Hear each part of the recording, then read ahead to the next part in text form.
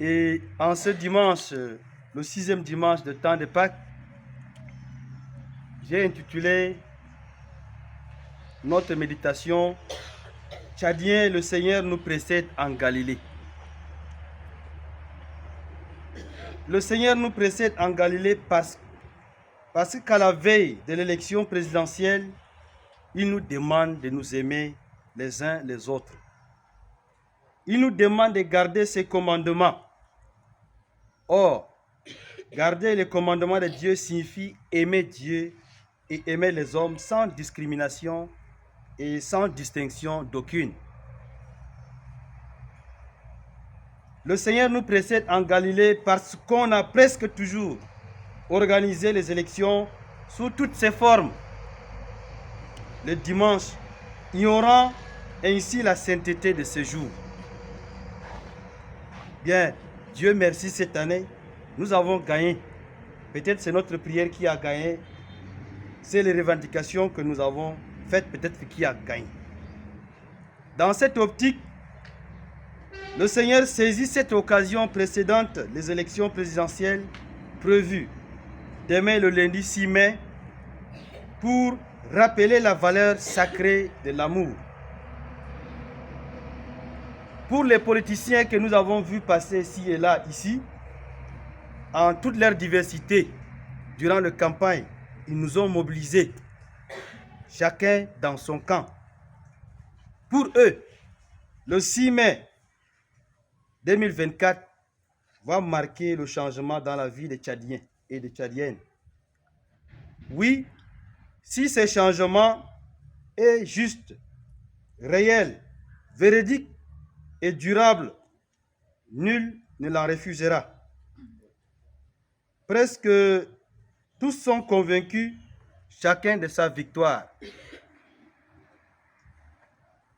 Une chose d'ailleurs normale, puisque personne ne va à la compétition sans désirer d'un grand désir la victoire imminente.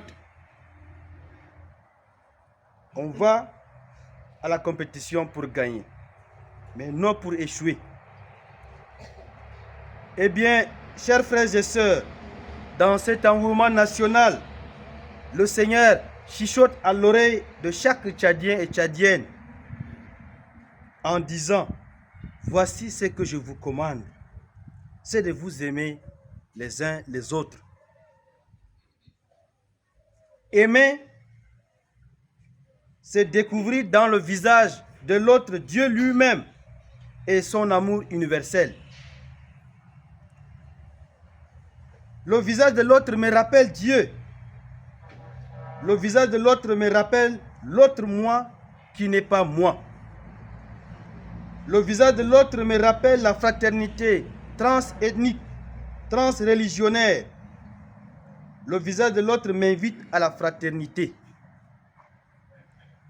Dans notre cadre du chat d'aujourd'hui, le dimanche, et le chat de demain, lundi 6 mai 2024, le visage de l'autre, indépendamment de son ethnie, de son idéologie politique, de sa vision sociale, m'indique un frère à aimer, un frère avec qui je dois faire demeure. Le frère n'est pas un ennemi. Et le patriote non plus n'est pas un ennemi. Oui, cette fraternité nationale nous invite à nous sacrifier pour sauver la vie de l'autre. Et chacun a ce grand désir. Cette fraternité nationale, pourtant, est plus grande que les intérêts mesquins de tel ou tel autre parti politique qui veut gagner la magistrature suprême, c'est-à-dire la présidence. Et c'est le désir de chaque parti politique et ses partisans. Cette fraternité est plus grande que l'unique personne qui veut être président. Il n'y a pas deux qui vont devenir président, un seulement. Pendant que vous débattez partout dans tous les chats, il y a un seulement qui va aller s'asseoir sur la chaise. Et pourtant, le président, il n'est pas ton parent. Il n'est pas ton camarade quand il le devient. Dès qu'il devient président, il n'est pas ton parent, il n'est pas ton camarade. Vous pouvez l'appeler camarade, mais quand ça chauffe, il va t'embarquer. Pas d'illusion dans ce domaine-là. Même pour aller le voir, il faut des milliers de protocoles. Il va t'oublier. Et si jamais tu dis, il n'y a pas de plus grand amour que de donner sa vie pour celui qu'on aime, tu donnes ta vie pour lui, il va t'oublier. Nous avons vécu des histoires dans notre pays depuis longtemps où les gens se sont tués pour l'un ou l'autre depuis les nuits des temps de démocratie. Mais on n'a jamais construit un monument désignant, voilà les martyrs de tel parti.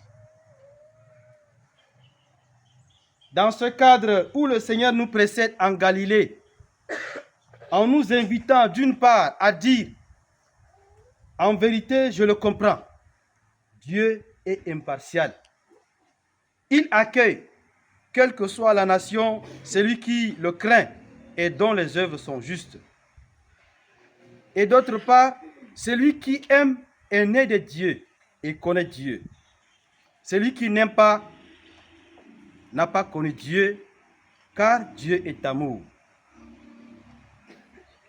Dans ce contexte, chacun doit se dire, ma vie, la vie de mon frère, la vie de ma sœur est plus sacrée que le poste du président. Que la paix nationale, la cohésion sociale sont plus grandes que la présidence. Pourtant, une vraie conviction. Chers frères et sœurs tchadiens et en particulier, nous qui sommes ici à Moulkou, il n'est pas exclu, et je devais vous les informer, il n'est pas exclu que parmi les 10 candidats que nous avons vus passer ci et là, qu'un vendeur d'illusions viendra nous alerter le soir de lundi 6 mai en criant « Oh, je vous appelle à témoin. Ils ont arraché mes voix. Oh, ils ont arraché la place qui me revient. Oh, ils ont triché les élections. Oh, il nous a trahis. » Je vous demande, au nom de mon pouvoir de pasteur ici, restez calme. Oui, restez calme en mangeant dans votre maison le digaré que Dieu vous a donné sans élection. Restez calme. Ça au moins, on n'a pas fait des élections pour avoir le digaré. Quand il veut descendre dans la rue pour réclamer quoi que ce soit, n'allez pas derrière lui.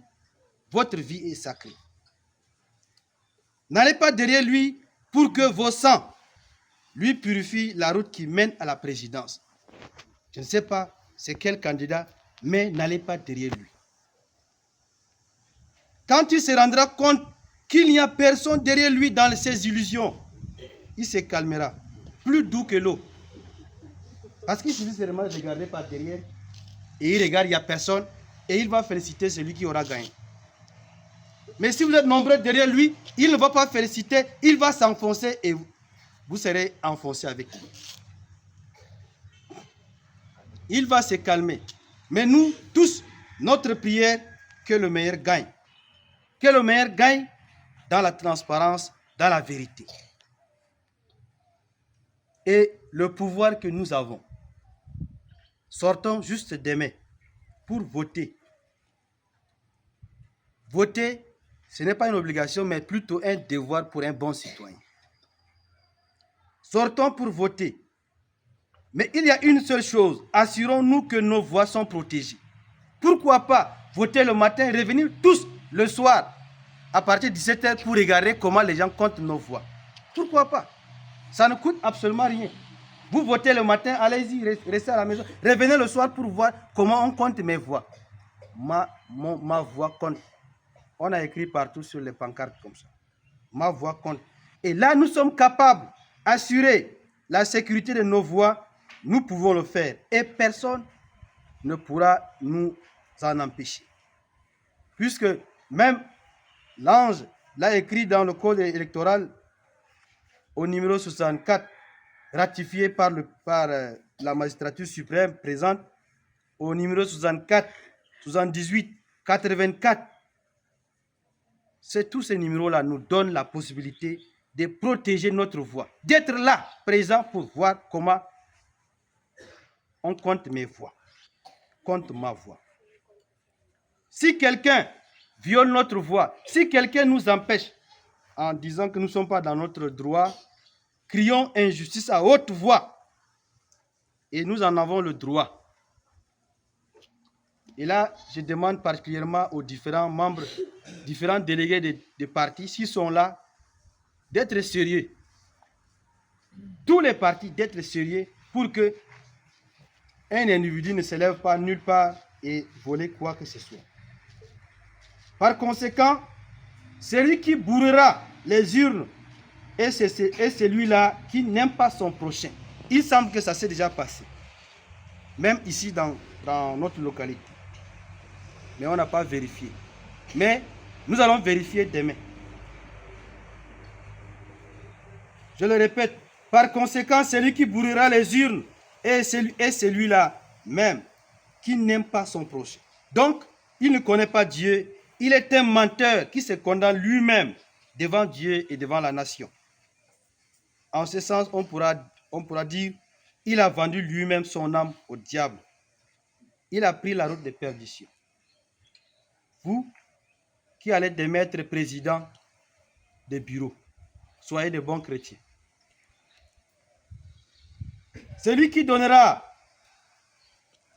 les mauvais résultats dans un bureau de vote quelque part chez nous ou ailleurs, ou au niveau provincial ou au niveau national, c'est celui-là qui n'aime pas son frère.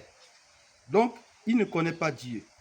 Il est un menteur qui se condamne lui-même devant Dieu et devant la nation. Il a trahi par cet acte sa patrie. Celui qui aura gagné dans le faux, c'est celui-là qui n'aime pas son prochain. Donc, il ne connaît pas Dieu non plus. Celui qui veut sacrifier les humains pour avoir coûte que coûte la présidence, c'est celui-là qui n'aime pas son prochain. Il ne connaît pas Dieu non plus. Sauf s'il y a des candidats qui ne connaissent pas Dieu, ils peuvent se permettre ce luxe. Eh bien, chers frères et sœurs, je vous dis tout cela parce que moi, j'ai une responsabilité de vous le dire comme pasteur, pour que chacun ait une conscience tranquille et fait son devoir de bon citoyen. Le conseil, quand on le donne, c'est à prendre ou à laisser. Moi, je ne demande pas à quelqu'un de ne pas s'émanciper. Mais s'émanciper, ce n'est pas dans certains contextes comme nous le voyons. S'émanciper commence d'abord dans ma famille. Je vais chercher coûte que coûte pour m'émanciper. Et là, c'est indépendamment de la vie du président. Et c'est ce travail-là que nous allons commencer.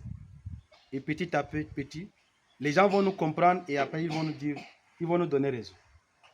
Donc, chers frères et sœurs, prions pour notre pays afin que rien du mal ne lui arrive dans ce jour, ni dans son intégrité, ni dans sa diversité ethnique et aussi religieuse.